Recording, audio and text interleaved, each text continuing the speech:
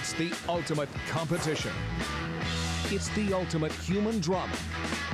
It's Eco Challenge, an almost impossible mission in a race against time. The Northwest Passage stretches 3,000 miles across the top of the world. For over 400 years, it has stood impenetrable to history's most heroic sailors, claiming more lives than Mount Everest. Out of the pages of National Geographic, an expedition that began with a dream ended with an achievement of epic proportions. Jeff MacInnis accomplished what no man had ever accomplished before. Aboard an 18-foot catamaran named Perception, powered only by the wind, his team sailed the Northwest Passage and lived to tell about it. In athletics, Jeff competed at the World Cup level as a member of the Canadian national ski team during the era of the Crazy Canucks. Please welcome Jeff MacInnis. I really believe, and if you think way back when, I think humans have raced. Since the beginning of time, at the beginning, way back when, we didn't have the comforts we have today. It was just a race literally to eat and not be eaten. It was difficult. You didn't sleep a full night, you know, if the fire went out, the kids could get taken. It was tough. We evolved, we became the most capable species on the planet because of our ability to adapt, adjust, accelerate, and win at a higher level, which you guys demonstrate so well. And I really believe now that business is the biggest race of all. It attracts the brightest minds, many of them in this room, the biggest dollars. It's not sports, it's not the performing arts, it's business. And I think racing business forward is critically important. What we want to do here for the next couple of minutes is just celebrate the capability of humans racing. I'm going to spend just 2 minutes on my background. Anyone watch World Cup men's downhill ski racing on television at the Olympics? I was on the Canadian national ski team when Podgorski won the overall men's World Cup downhill championship, probably before some of you were born. I'm old.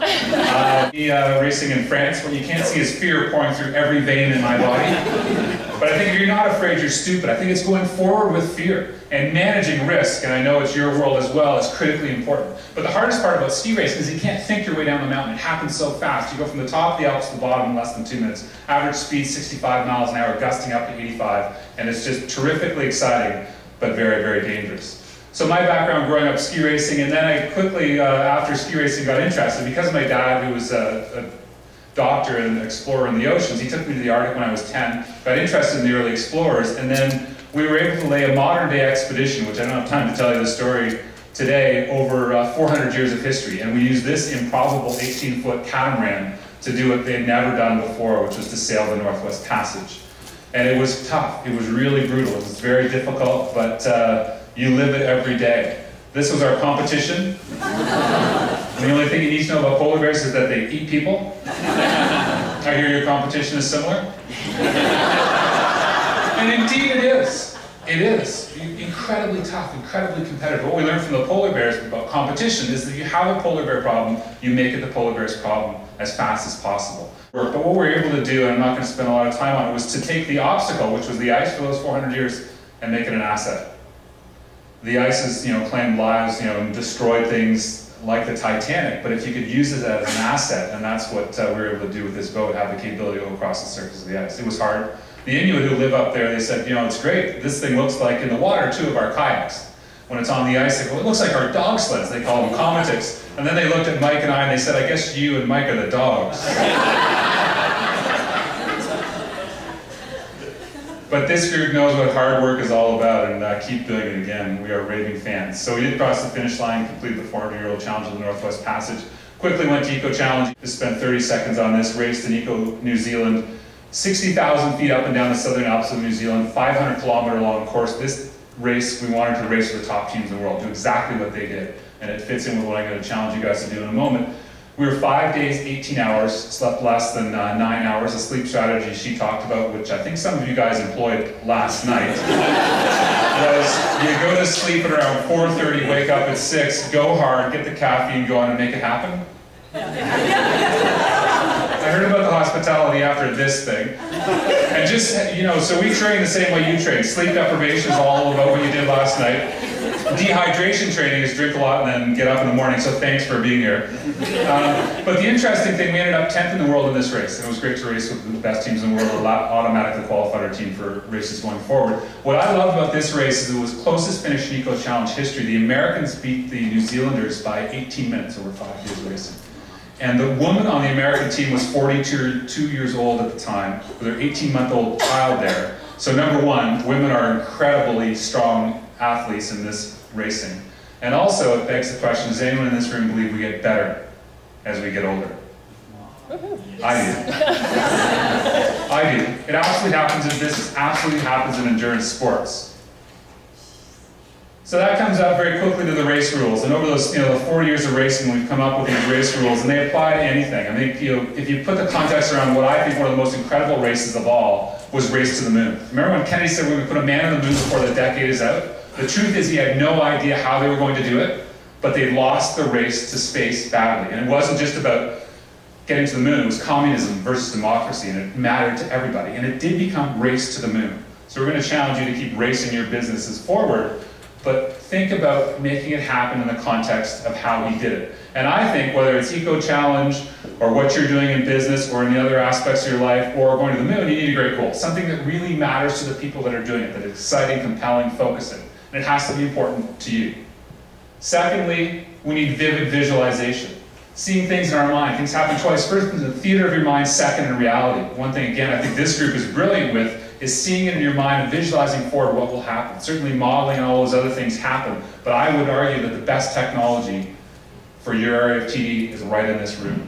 It's the brilliance of your mind. It's the group genius of you collectively coming up with strategies and insights to make sure that you move it forward in a great way. Has anyone been to Disney World? Walt Disney was never there, but he saw it so clearly in his mind. That's why it's there today. Vivid visualization. Ski racing was all about visualization. Hundreds of times to ski the course in your mind. I can see all of you as clearly as I can see the world courses in my mind. Seeing things before they happen. The third one, gather greatness, which is what I'm looking at here. People that make a difference in an organization. You couldn't do it alone.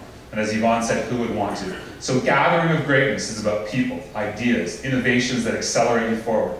This one I used to think was unimportant, but as you can tell by Yvonne's presentation, I think it's now one of the most important. Encourage everyone. And who's often the hardest person to encourage? Absolutely. I don't think confidence is cumulative. I wish it was. And I grew up in an environment with ski racing. At World Cup, you had 3 coaches on the side of the mountain, 4 video feeds, split times. You had feedback since I was 6 years old. And at World Cup, even heavily. I thought everybody loved feedback. They don't. I've lost friends by giving direct feedback. They love encouragement. And you can accomplish the same result by saying things. And we heard it when we were in kindergarten. Words hurt, but they also help. And we certainly saw it in Eco Challenge. And she said it so well, when your teammates deserve encouragement the least, it's when they need it the most. So I would challenge you, if I don't get a chance later on in the session, be raving fans of the people in this room, because they have a huge factor on how successful you are. It's the fourth one. Last two quickly. Course correct. We saw that a lot at Eco Challenge. What Yvonne didn't mention is that you can go incredibly, I was a navigator of the team, you can go incredibly fast, totally focused in absolutely the wrong direction at Eco Challenge for hours. You can get on the wrong side of a mountain range and realize you got to come all the way back. You can be 8 hours out in the wrong way, have to come all the way back. Ask her later about the Dismal Gorge if you can. Course correct is a positive way of talking about mistakes. And I think because of the educational system we grew up in, with a huge weight on making wrong and making mistakes and always having to be right. I think course correcting quickly, which is I get a sense of what this group does for the bank, making small changes over time makes a huge, huge difference. And course correct really works. It's one of the ones that's become language with a lot of the companies that we work with. The last one, momentum matters. A body in motion stays in motion. A body at rest stays at rest. A body on the couch with a remote control stays on the couch. This group has momentum. I've heard about it. I saw it yesterday. I certainly saw it last night. Momentum does matter in everything we do. Keep accelerating. That's how the 6 race rules sit together. And we're going to challenge you now to race into some of the things. Because for us, it's great to be involved in some of these conferences. But I'm a big fan of saying, okay, you learned a lot yesterday, hopefully some stuff today. How can you take it home and go action it Monday? How can you go make a difference with what you're trying to do? And I think the faster we can implement things makes a big difference. So those are the 6 race rules.